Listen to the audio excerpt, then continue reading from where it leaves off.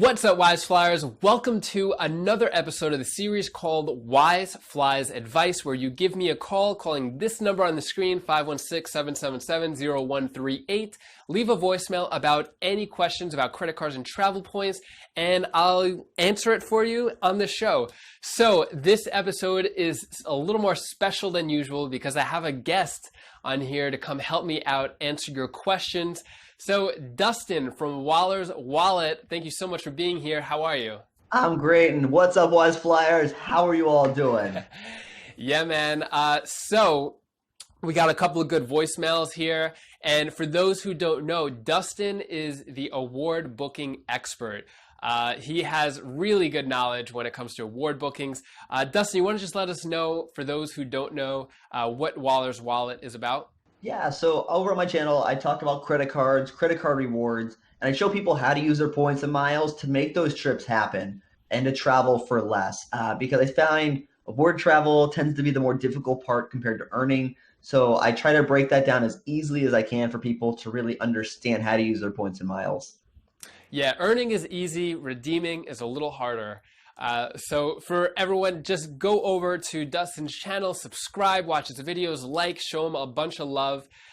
So Dustin, you ready to get started? I'm ready to go. Let's do this. All right, so this first voicemail is from Jennifer from Atlanta. We're going to play the voicemail now, and then we'll see how we could best help her out. So let me play the voicemail. We'll both listen to it. Hey David, this is Jennifer from Atlanta.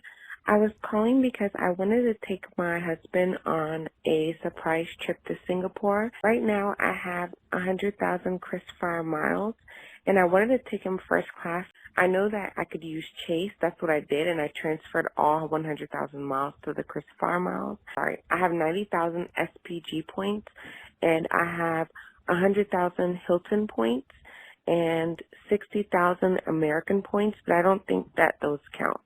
And what is the best time to redeem my points? I know this was really long, but thank you so much. All right, thank you so much for calling in, Jennifer. So I'm gonna let Dustin take this first. I hear Singapore suites are really nice.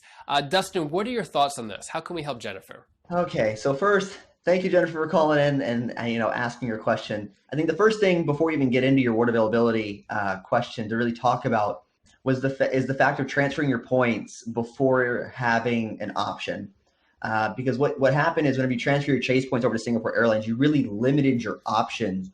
And award availability is kind of funny because it could be there one day, gone the next, and it can come back. And especially with Singapore Airlines suites being so sought after, you really put yourself in a really tough position. So it's a tough lesson to learn. It's okay, you can recover from this, but you have kind of now pigeonholed yourself into this situation. But when I did, you have 100,000 Singapore airline miles now. First class availability for which you're looking for to land in Singapore is 100,000 or 99,000 points one way, and that includes if you're also looking for mixed availability.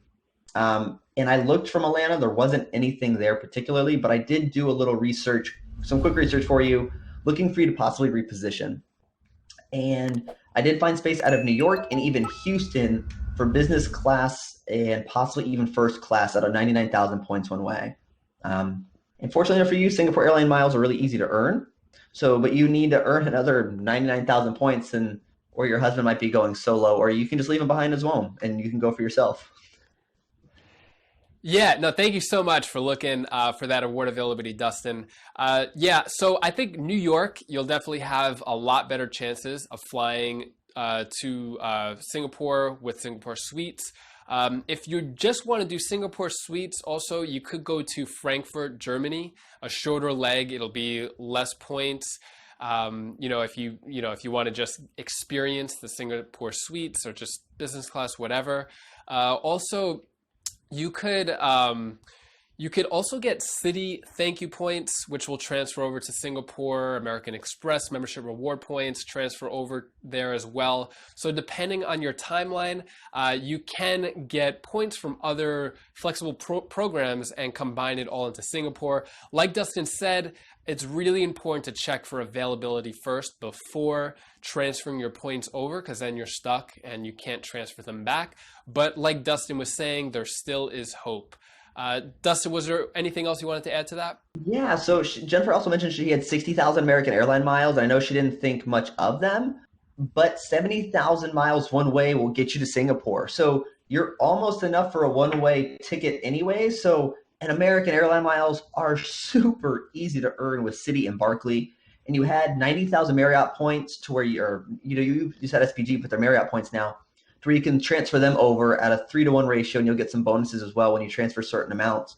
So you have options as well on American to fly even some really great airlines such as Japan Airlines or even Cathay Pacific. So I wouldn't discount your American airline miles, but definitely, like David said, New York and Houston may be options for you just to be flexible in that searching for you as well.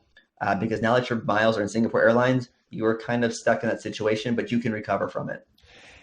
Dustin, I want to ask you a quick question. Is it worth it to transfer Marriott points to Singapore or anywhere else when it's a 3-to-1 ratio? I'm just curious to get your thoughts on that. Yeah, I think it really depends on the situation, because when you look at airline miles, we'll say like Alaska Airline miles, you can get some crazy great value for those points. And you might want to look at how many points you're transferring to a comparable room at a Marriott you're looking to book if you're looking to use those points. But there is a lot of value there. And if it's something that gets you like a $15,000 or $20,000 airline ticket, I would totally say it's worth doing. But it's very situational. It's more so to maybe get those obscure miles, such as like a Japan Airlines or even Alaska miles. I would really have a hard time recommending someone transfer Marriott over to like a Singapore Airlines when they're just so easy to earn through Chase, American Express, and Citi. Although Capital One's not great, it's still 2-to-1. It's still better than the 3-to-1 ratio you'll get from Marriott. Right. So do you think in that case, it's only worth it to book premium class flights if you're going to transfer from Marriott, since it is a 3-to-1 ratio? I would. I think you're going to have a really hard time finding value in coach at a 3-to-1 in general, just because it's a lot of points to transfer. And although I personally value Marriott points around 0.8 cents per point, you could still get some really good value. So you would have to get almost 2.4 cents per point to make that worth it in general. And I have a really hard time finding people getting 2.4 cents per point in coach.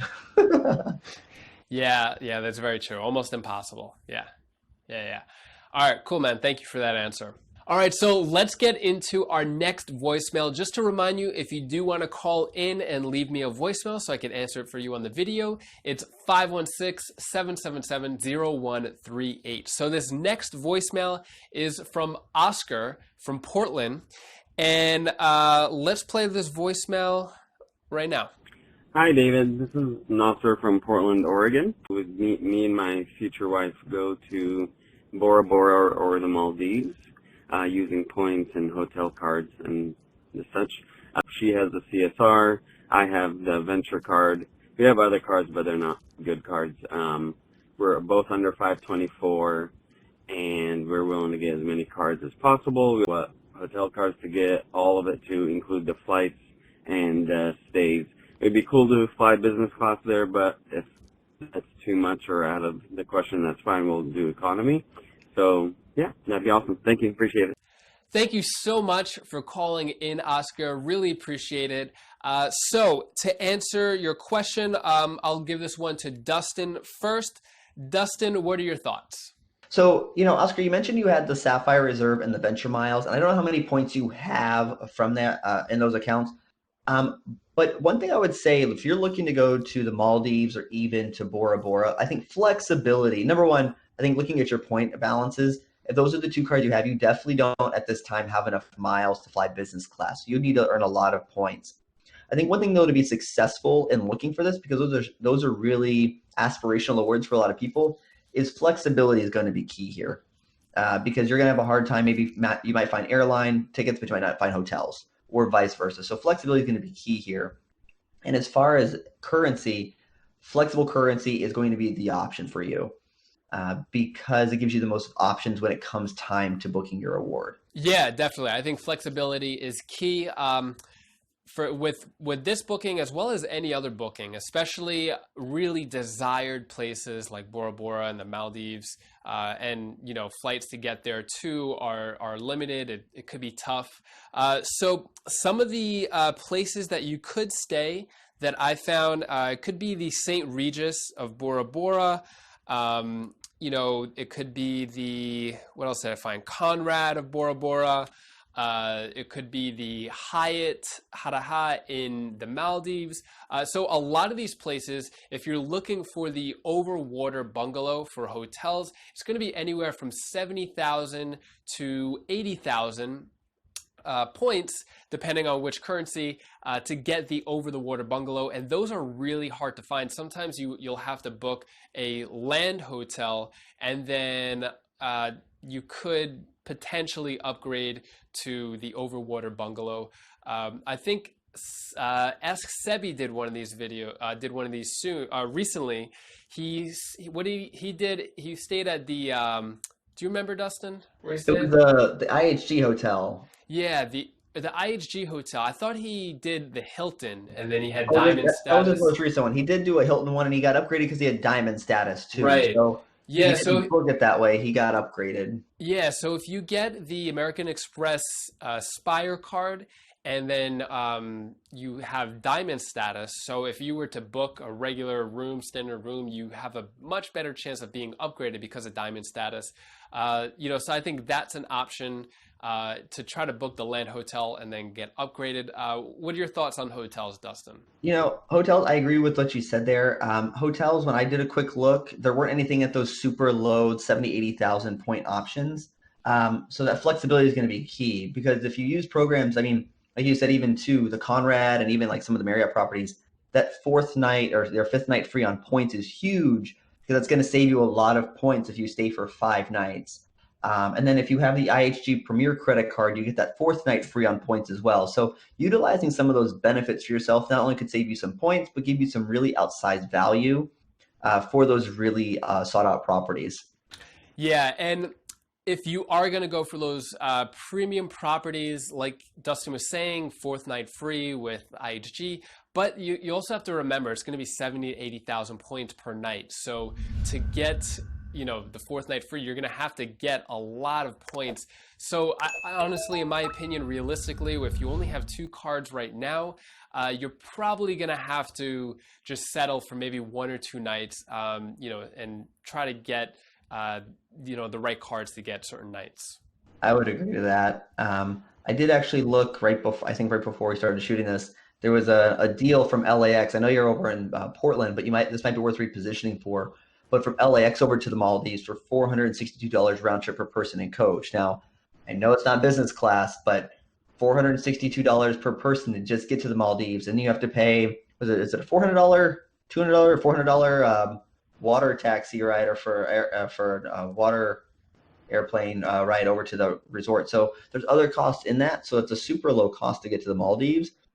But you definitely have to be flexible, but I agree with David. I just don't know if you have enough points in the bank right now, or to earn them without really churning a lot of cards to get a lot of points. Yeah. And so, what I would do is I would stick to the chase cards first, kind of like the IHG Premier, see if you could use those points for at least 1 night. And I think, Dustin, thank you so much for looking that up. I think that is a great deal. 462 round trip, especially it's a quick flight to Los Angeles, get to the Maldives for $462. Also, Dustin mentioned the puddle jumper, or what's it? Puddle jumper? Puddle jumper. Yeah, those, a lot of people don't realize that once you get to the Maldives, it's like you have to take this other plane over, and it's like another couple $100, and there's no other way to get there. So there are some other factors, but I think the 462 in economy is definitely a good deal to get to the Maldives. Right, I would agree to that. Yeah, all right. Thank you so much, Dustin, for helping me answer these voicemails. Where can people find more information on you? Yeah, so if you're looking to find me, you can find me over my YouTube channel, Waller's Wallet. I'm pretty active on Twitter and Instagram at Waller's Wallet, and over on my Facebook group as well, at Waller's Wallet. So Bowler's Wallet across the board, but you can find me posting every week, twice a week, and then over on social media. And if you want to call in and leave a voicemail and I'll answer it on the video, and maybe I'll have Dustin back, comment below if you want me to have Dustin back on this. And so you could call 516-777-0138. Thank you so much for watching this episode of Wise Fly's Advice. And if you want to watch more videos of Wise Fly's Advice, you could click this playlist over here where I answer other people's questions. And the logic and reasoning behind these answers is what's going to help you with your award bookings and deciding which cards to get. So until then, I'll see you in the next video. Take care, everyone. Thanks, Dustin.